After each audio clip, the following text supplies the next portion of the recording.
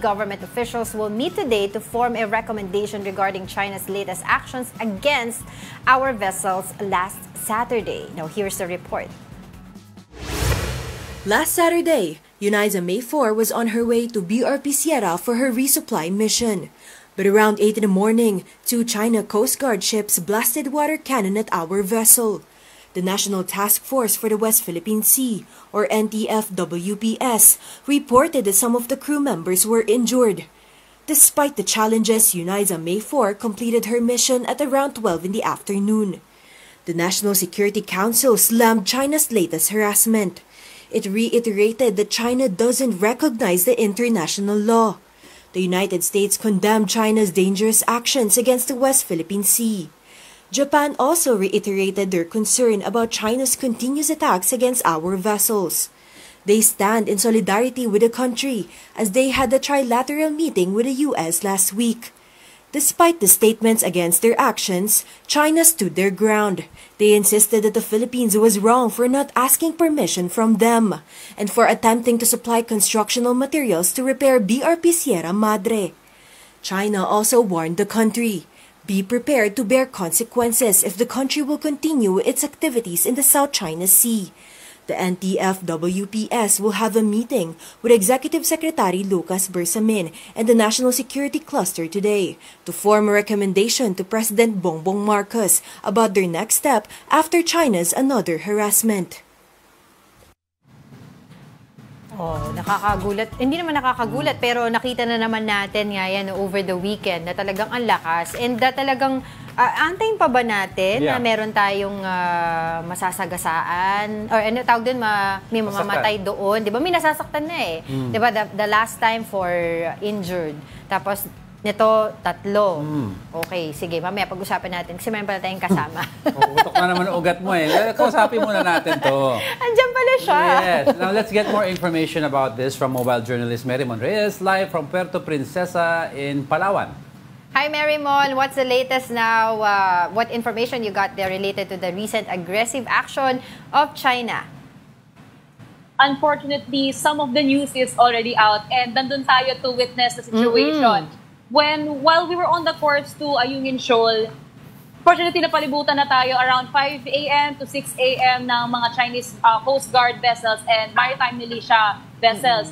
And kahit nakahiwalay tayo kay Eunice May dahil binabantayan natin siya, even if we're maneuvering around the shoals, unfortunately na-corner tayo and dahil nga nahiwalay tayo kay Eunice May, nagkaroon ng water cannon incident tayo dito. And patuloy siyang binobombahan ng tubig. And while we were documenting the situation, hinaharangan kami ng 2 vessels ng China. So it's an unfortunate sight to see. Kahit may gusto kaming gawin sa malayo, we can't really do anything. Kasi we're threatened by the presence of, I think, lagpas 10 yung mga vessels na nakapaligid sa amin during that time. Before, pahabol ko lang, Mary Mon, before ba nangyari yung water cannoning incident, meron bang mga parang warning na binigay ang CCG sa PCG na okay, wag muna kayo pumunta dito or sinabi nila magpapaano kami ng water? May radio challenge mo na ginawa? May ganun ba?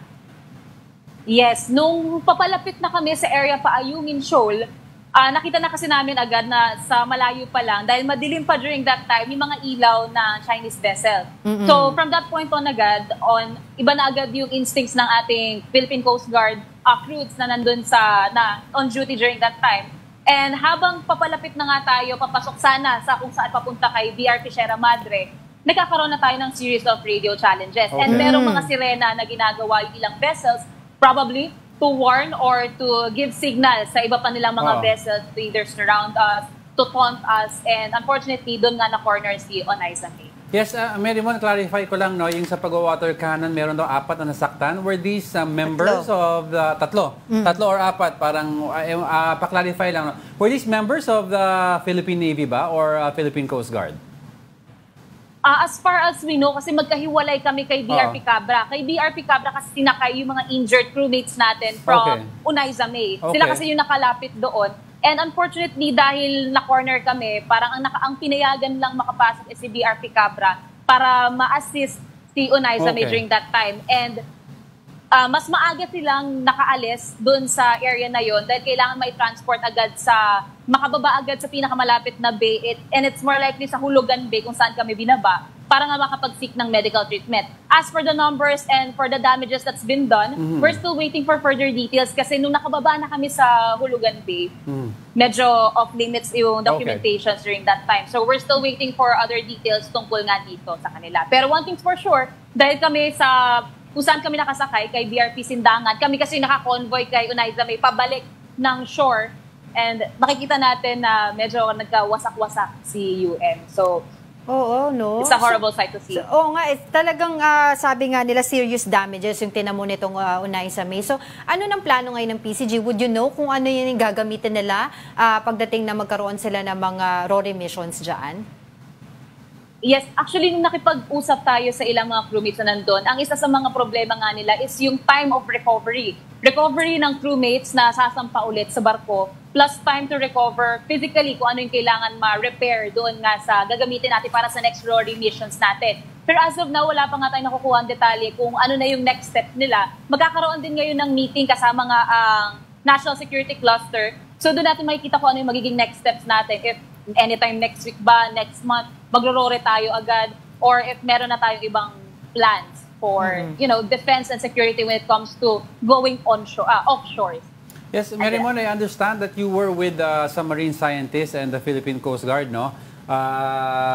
Last week ngayon, why were the marine scientists there? Ano ba ang tinitignan nila at ano yung mga findings nila?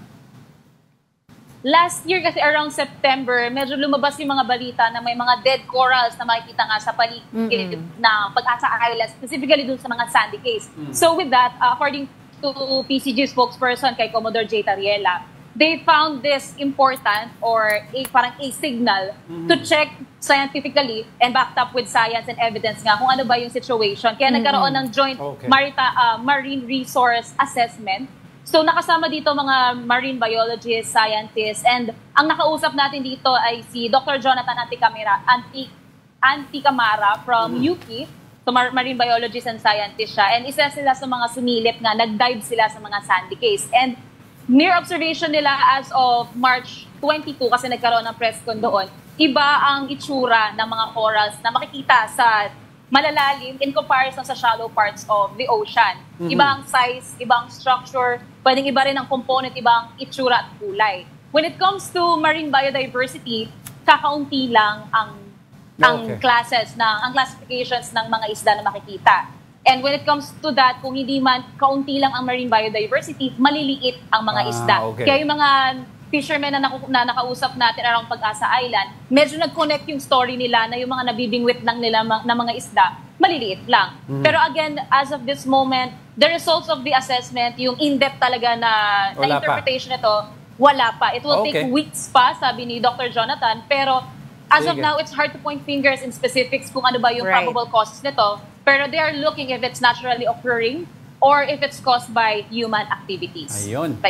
All right. Thank you. We'll keep updated on that issue. On that note, thank you very much, mobile journalist Marymon Reyes, live from Puerto Princesa, Palawan.